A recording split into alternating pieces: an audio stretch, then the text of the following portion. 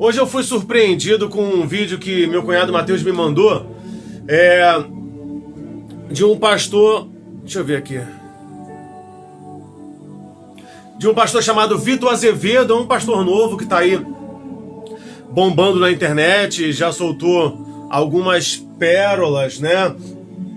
Tipo, quando eu olho para Deus, eu não me sinto, eu me sinto tão justo que eu não me sinto inferior a Ele.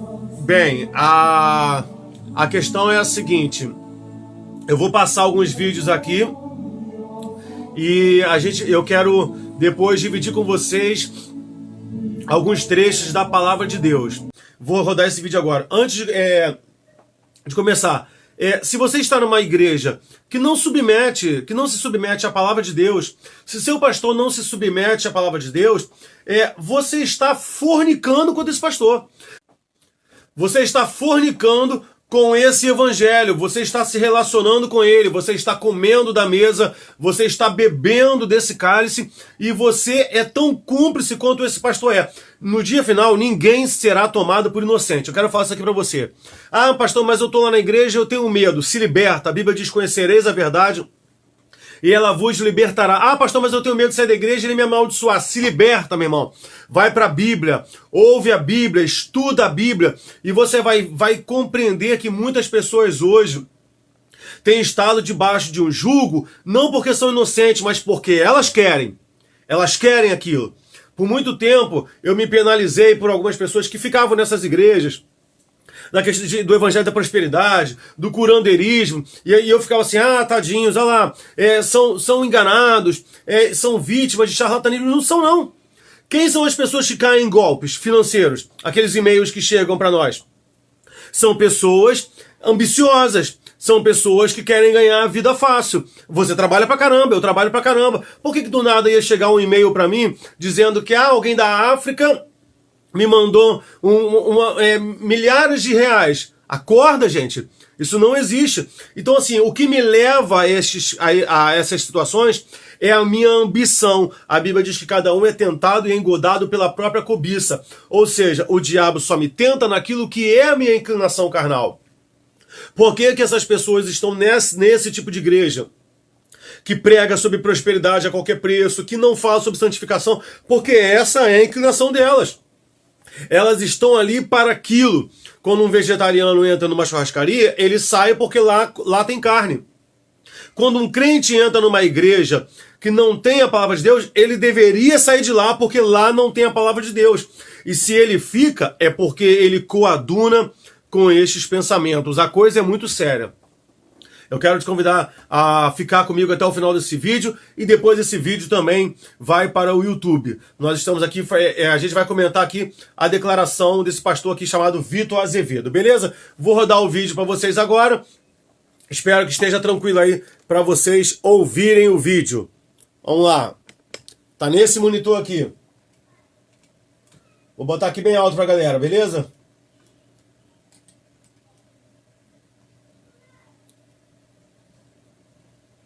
A gente vê que muitas vezes a Bíblia ela se tornou a palavra de Deus e de repente a palavra de Deus foi enfraquecida pela Bíblia, né?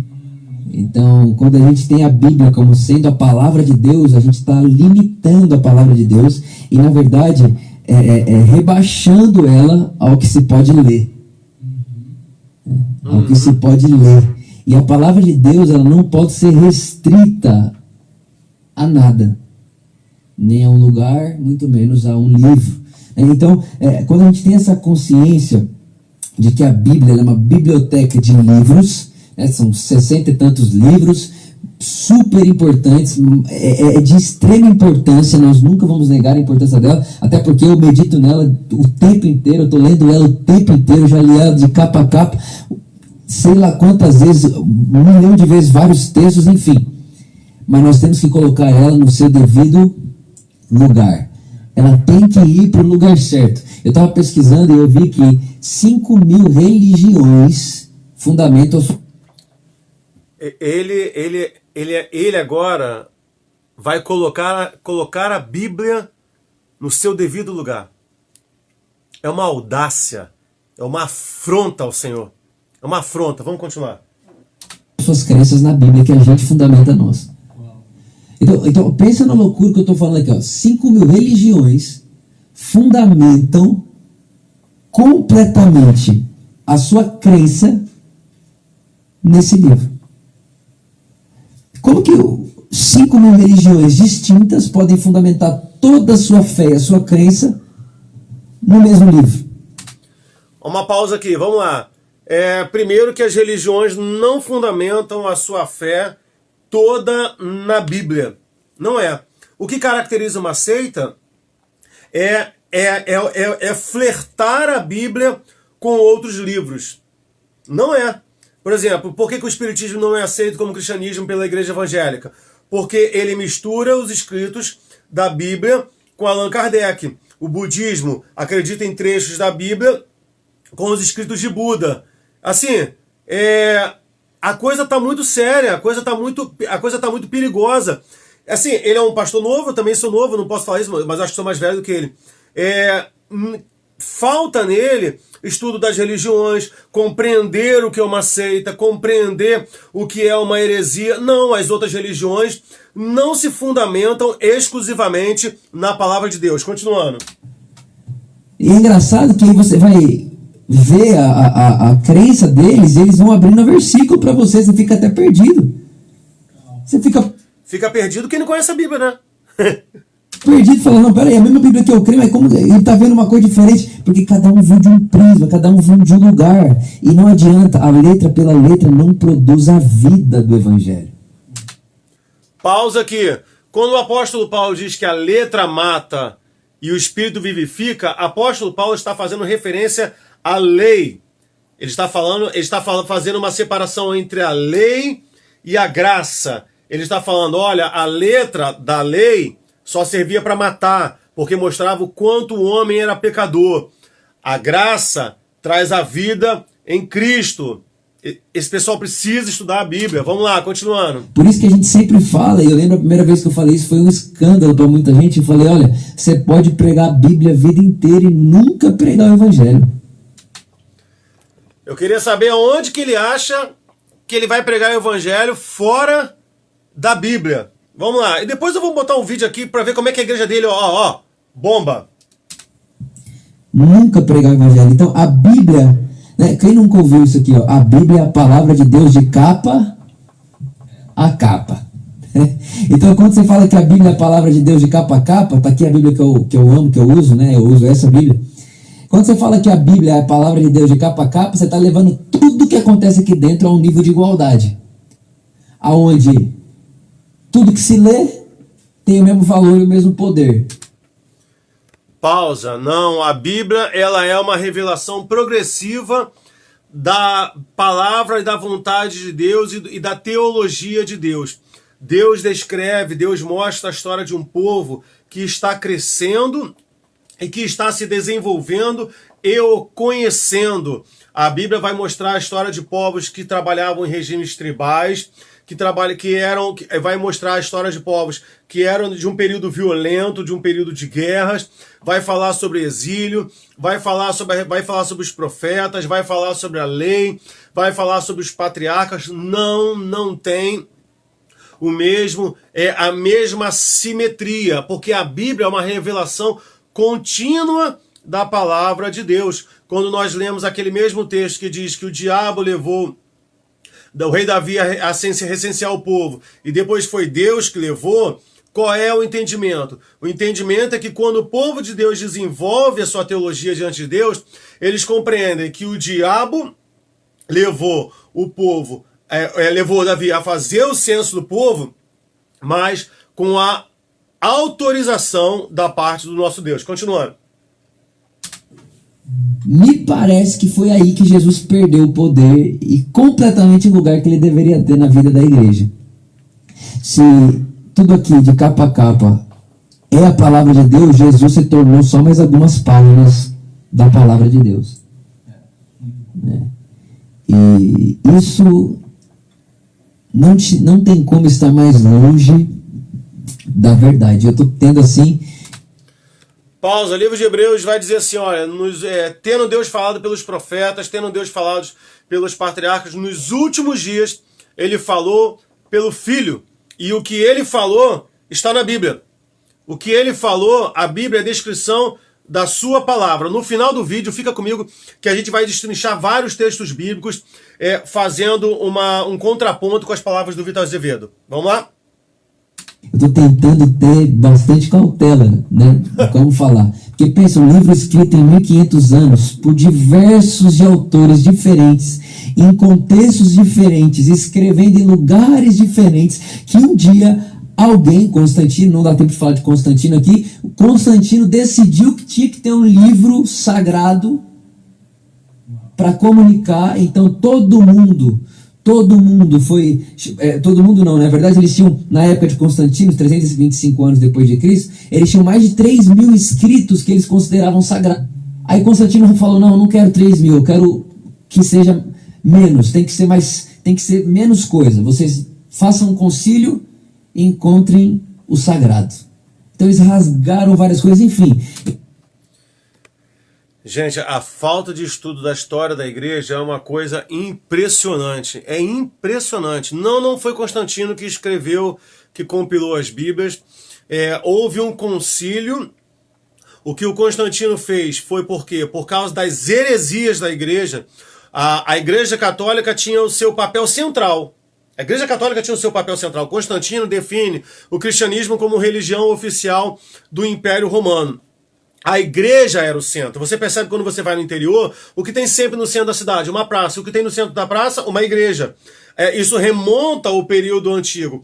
Com as discussões que aconteciam dentro da igreja, Constantino analisou aquilo como se aquilo estivesse gerando problemas para a igreja. E aí Constantino vai dizer, olha, vocês precisam definir e chegar a um ponto. Bem, quando se fecha o cânon significa régua, medida. Sim, muitas coisas são escritas, muitas coisas são lidas.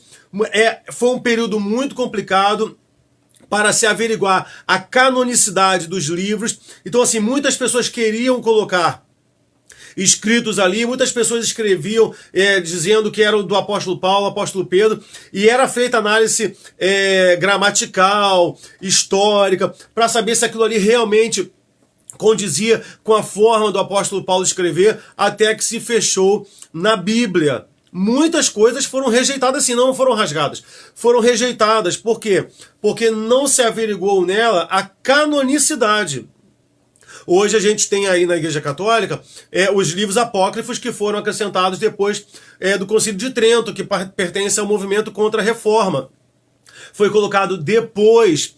Fora que quando o Vitor Azevedo fala que as pessoas saíram rasgando e tinha um monte de escritos sagrados, ele está negando a eficácia do poder de Deus no controle da história. No controle da história, esse livro que nós temos na mão já foi combatido por várias pessoas, vários déspotas, vários imperadores, várias civilizações, vários países já tentaram aniquilar com a Bíblia e ela permanece intacta. Vamos lá, continuando. Então, não dá tempo de a gente entrar aqui agora na canonicidade bíblica e tudo mais, enfim, mas qual que para mim é o grande problema aqui, que eu queria já começar expressando ele. Quando nós carregamos a Bíblia como palavra de Deus, então Jesus vira só mais algumas páginas dela, e bem poucas por sinais, porque se você for somar a quantidade de páginas que tem Jesus vivendo, são bem poucos perto de todo o resto. Então, você leva Jesus para um diminutivo. Eu vou dividir com vocês aqui alguns trechos da Bíblia que falam sobre ela mesma, sobre o seu valor, sobre a sua importância. 2 Pedro 1, de 20 ao 21, vai dizer: antes de mais nada, saibam que nenhuma profecia da Escritura provém de interpretação pessoal, pois jamais a profecia teve origem na vontade humana, mas homens falaram da parte de Deus impelidos pelo Espírito Santo. Nada que está na Bíblia, nada que está nos escritos, foi produzido por vontade humana. Sim, o Vitor Azevedo está errado ao questionar a palavra de Deus como se fossem ações de homens, negando o poder do Deus, do Espírito Santo que inspirou a Bíblia. Em outro vídeo ele vai dizer que quando nós consideramos a Bíblia, acho que nesse vídeo mesmo, nós elevamos a Bíblia à pessoa da Trindade. Não, ele é um ignorante. A Bíblia é a palavra da Trindade. A Bíblia é a expressão do pensamento de Deus para as nossas vidas. Só que nós somos uma geração que estamos acostumados a cantar Ninguém Explica Deus, e a gente fica feliz cantando esse tipo de canção. Por quê? Porque a gente não quer conhecer o Senhor. Porque a gente não quer conhecer o Senhor, a gente não quer entender no que a palavra diz. Olha, sigamos e prossigamos em conhecer ao Senhor. No que o profeta Jeremias diz, olha, não se glorie o homem na sua força, na sua sabedoria, nem na sua riqueza. Se tiver que se glorie em conhecer ao Senhor. Sim, nós podemos conhecer ao Senhor através dos escritos da palavra de Deus. Carta de Hebreus, capítulo 4, versículo 12. Pois a palavra de Deus é viva e eficaz, e mais afiada que qualquer espada de 2 gumes. Ela penetra até o ponto de dividir alma e espírito, juntas e medulas, e julga os pensamentos e intenções do coração. Se fosse um livro comum, faria isso? Se fosse um livro comum, faria isso? Um livro comum é capaz de penetrar a divisa do espírito da alma. Um livro comum é capaz de discernir as intenções do homem. 2 Timóteo 3, 15 a 17. Porque desde criança você conhece as sagradas letras, que são capazes de torná-lo sábio para a salvação mediante a fé em Cristo Jesus. A Bíblia é capaz de nos tornar sábios para adquirirmos a salvação mediante a fé em Cristo Jesus. Porque a Bíblia diz que a fé vem pelo ouvir e ouvir a palavra de Deus. Mas o que esses homens querem? Esses homens querem que as pessoas tenham fé neles. Esses homens querem que as pessoas creiam em suas palavras e não na palavra de Deus, porque senão o seu monopólio, o seu controle seria quebrado. Mateus 24, versículo 35, vai dizer, os céus e a terra passarão, mas as minhas palavras jamais passarão. Esse vídeo que eu estou fazendo aqui um dia vai sumir, vai cair no esquecimento, mas a Bíblia estará lá. Livros são escritos e caem no esquecimento, mas a Bíblia permanece. Atos 17, versículo 11. Os bereanos eram mais nobres do que os tessalonicenses, pois receberam a mensagem com grande interesse, examinando todos os dias as Escrituras para ver se tudo era assim mesmo. João 5,39. Vocês estudam cuidadosamente as Escrituras, porque nelas você tem a vida eterna, e são as Escrituras que testemunham ao meu respeito. Em outras versões vai dizer, leiam as Escrituras, cuidai das Escrituras, porque nelas cuidais ter vida eterna. Meu Deus do céu! Meu Deus do céu! Esse Vitor Azevedo é um ignorante. A gente precisa orar para que ele se converta. A gente precisa orar para que ele seja alcançado pela graça. A gente precisa orar para que ele entenda qual é o evangelho. Assim, o problema nem é o que ele diz. O problema é que ele acredita numa coisa que a fé cristã não acredita. A fé cristã não dialoga. A fé da igreja cristã não dialoga com a possibilidade de questionarmos a palavra de Deus. Com a audácia de alguém que acha que tem a capacidade de colocar a Bíblia no seu devido lugar. Meu Deus! Sabe o que ele é? O novo Marcião? Ele é assim, me perdoe, nosso desejo não é que ele vá para o inferno, mas o Vitor Azevedo, hoje ele é, junto com um montão de homens aí, ó, Macedo, Valdomiro, Agenor Duque, ele é um herético. Ele é um homem que está distorcendo a palavra de Deus. E ele está levando com a sua pregação falha muitas pessoas ao inferno, porque essas pessoas não estão indo ao encontro de Cristo. Essas pessoas, na verdade, esse evangelho está fazendo com que Cristo venha ao encontro do homem e o sirva. Ele não está levando as pessoas a servirem a Cristo, ele está trazendo Jesus para nos servir. Lucas 24, do 25 ao 27. E lhes disse, como vocês custam a entender e como demoram a crer em tudo que os profetas falaram.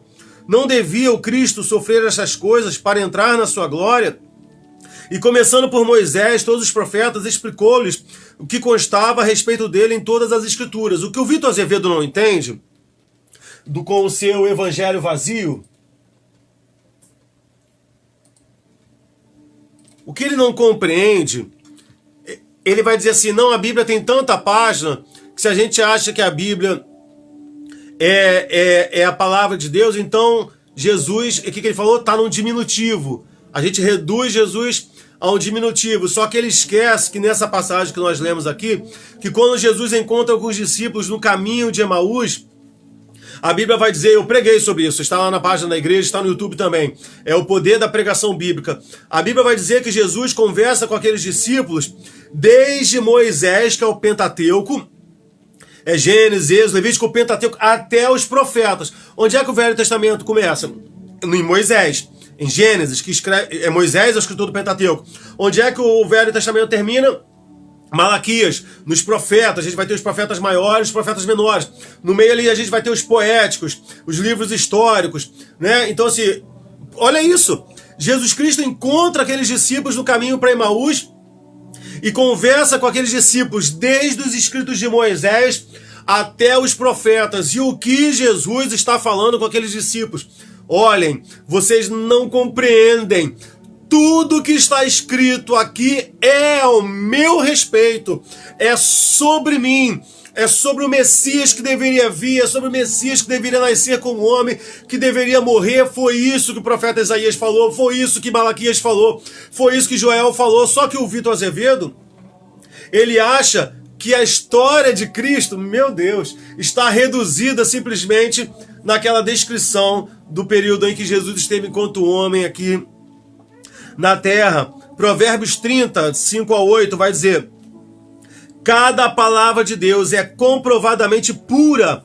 Ele é um escudo para quem nele se refugia. Nada acrescente às palavras dele, do contrário, ele repreenderá e mostrará que você é mentiroso. E é isso que esses tipos de pastores são. São pastores mentirosos. São pastores mentirosos, eles mentem. A carta de Judas vai dizer que eles são manchas nas nossas festas. Eles são como nuvens vazias. Eles são como estrelas errantes. Olhando para ele assim, pode ser que fosse, meu Deus, que igreja imensa, que igreja poderosa, mas não há nada nele. Quando ele vai dizer que são nuvens vazias, é que isso quer dizer que debaixo dessa nuvem nada nasce, porque essa nuvem não tem nada para dar. É uma nuvem seca, é uma nuvem oca. Salmo 119, versículo 9. Como pode um jovem manter pura sua conduta? Vivendo de acordo com a palavra de Deus. Está escrito aqui. Como eu posso manter a minha conduta pura? Vivendo de acordo com a palavra de Deus. Mateus 4,4 diz: Jesus respondeu, está escrito, nem só de pão viverá o homem, mas de toda a palavra que procede da boca de Deus. Mas o Vitor Azevedo acha que a Bíblia não é a palavra de Deus. Então assim, o que é a palavra de Deus? É o que sai da sua boca? É o que ele fala? Que ele vai dizer que quando olha para Deus se enxerga tão justo como Jesus Cristo e que não se sente menor? Ele esquece que o rei Davi, o apóstolo Paulo repetiu o rei Davi no livro de Salmo, vai dizer: o que é o homem para que o Senhor dele se lembre? O que nós somos? A Bíblia diz que vai dizer que Deus age conosco por misericórdia, porque ele olha para nós e lembra que nós somos pó. A Bíblia vai dizer que a misericórdia de Deus é a razão de nós não sermos consumidos. Misericórdia é essa que se renova a cada manhã. É por isso, como é que eu posso olhar para Deus e não me sentir menor? Como é que eu posso olhar para Jesus Cristo e me sentir tão justo quanto Ele?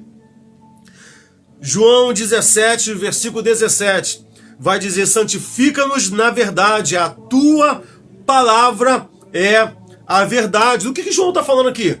O que João está dizendo? Apóstolo Paulo, quando vai dizer toda palavra é pura, é útil para instruir e redarguir em justiça.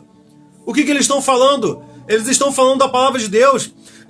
Na época nem existia Novo Testamento, ele está falando do Velho Testamento mesmo. O Velho Testamento é útil para instrução. O Velho Testamento é útil para nos conduzir à palavra de Deus. Porque no Velho Testamento fala de Jesus Cristo de Gênesis a Malaquias. O Velho Testamento aponta para o Messias que haveria de vir. Não havia um outro plano de salvação. As pessoas na antiga aliança, na primeira visão da aliança, eram salvos na promessa do Messias que haveria de vir. Salmo 119, versículo 160.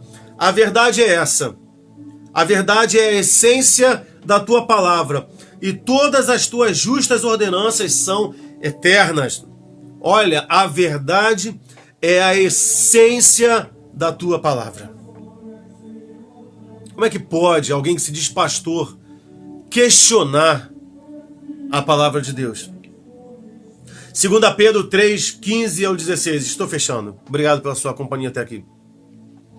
Tenham em mente que a paciência do nosso Senhor significa salvação, como também o nosso irmão Paulo escreveu a vocês, com a sabedoria que Deus lhe deu. Foram homens que escreveram, mas com a sabedoria que Deus deu.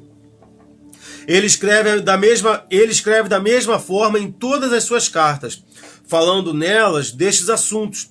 Suas cartas contêm algumas coisas difíceis de entender, as quais os ignorantes e instáveis torcem, como também o fazem com as demais escrituras, para a própria destruição deles. Nós temos que orar. Nós temos que orar por esses homens, Agenor, temos que orar pelo Valdomiro, temos que orar por esse Vitor Azevedo. A gente tem que orar, meu irmão, porque eles estão caminhando para um caminho de destruição. E eles estão arrastando muitas pessoas para um caminho de destruição. Apocalipse 22, versículo 18 a 19. Declaro a todos que ouvem as palavras da profecia desse livro. Se alguém lhe acrescentar, Deus lhe acrescentará as pragas descritas neste livro. Se alguém tirar alguma palavra deste livro da profecia, Deus tirará dele a sua parte na árvore da vida e na cidade santa que são descritas neste livro. Vitor Azevedo não está tirando partes da Bíblia. Ele está anulando a Bíblia por completo. Ele está tornando a Bíblia um acessório da fé cristã. Ele está tornando a Bíblia mais um elemento da sua forma torta e distorcida de crer e de pregar o Evangelho. Oremos para que Deus tenha misericórdia desses pastores, desses falsos pastores, e que eles encontrem o caminho do Evangelho. Mais uma vez, minha resposta aqui não é para o Vitor Azevedo. Eu tenho clara consciência de que ele nem verá esse vídeo. Isso aí eu tenho certeza. Essa palavra é para você. Filtre o que você está vendo. Filtre o que você está ouvindo. Analise tudo que o seu pastor fala. Tudo. Santo, você fala isso para os membros da sua igreja? Claro. Eu digo para eles, analisem tudo o que o pastor de vocês está falando. E se em algum momento eu falar fora da palavra de Deus, venham até mim. E se eu não tiver uma postura de humildade, saiam da igreja. Procurem outra igreja. Eu tenho uma mensagem para você aqui que pertence às igrejas desse molde. Eu sinto muito, eu sei que muita gente vai ficar chateada comigo nesse momento. Você que pertence a alguma igreja desses moldes, Universal, Igreja da Graça, a do Valdomiro, do Agenor Duque, saiam dessas igrejas enquanto é tempo. Procurem uma igreja bíblica. Procure uma igreja que fale do Evangelho e da graça salvadora. Procurem uma igreja que mostre o Evangelho, que confronta o homem com o seu estado caído. Procure uma igreja que pregue o Evangelho, que mostra que nós somos uma raça depravada e que somente a graça de Jesus Cristo é capaz de nos salvar. Procure uma igreja que apresente Cristo como soberano da história. Procure uma igreja que apresente Cristo como Senhor da história. Procure uma igreja onde a palavra de Cristo seja a palavra maior e a palavra final da história. Saia dessas igrejas enquanto é tempo. Se você não sai, meu querido, existem duas razões. Porque você não lê a Bíblia, ou porque você não ama a palavra de Deus, ou porque você faz como muitas seitas. Escolhe trechos da Bíblia para satisfazer o seu coração. Eu vou fechando aqui, eu vou editar esse vídeo. Eu quero te pedir ajuda, compartilha, meu irmão. A coisa está ficando complicada, a coisa está ficando séria. Quando chegamos a um ponto de pessoas que são capazes de dizer isso aqui, ó. Quando nós carregamos a Bíblia como palavra de Deus, então Jesus vira só mais algumas páginas dela, e bem poucas por sinais. Porque se você for somar a quantidade de páginas que tem Jesus vivendo, são bem poucos perto de todo o resto. Então você leva Jesus para um diminutivo. Eu quero fechar esse vídeo orando pela sua vida, amém? Meu Deus. Senhor, nós te clamamos, Pai, entramos na Tua presença pela Tua misericórdia. Deus, tenha misericórdia desse homem. Tenha misericórdia das pessoas que o ouvem. Deus, os livra do engano. Livra, Deus. E, Senhor, nós te pedimos também, livra as nossas igrejas de ser contaminada por esse tipo de evangelho, por esse tipo de palavra. Nos mantenha, Deus, firmes na sua palavra. Santifica-nos na tua palavra, em nome de Jesus. Amém e amém. Deus te abençoe. Tchau, tchau. Tchau, tchau.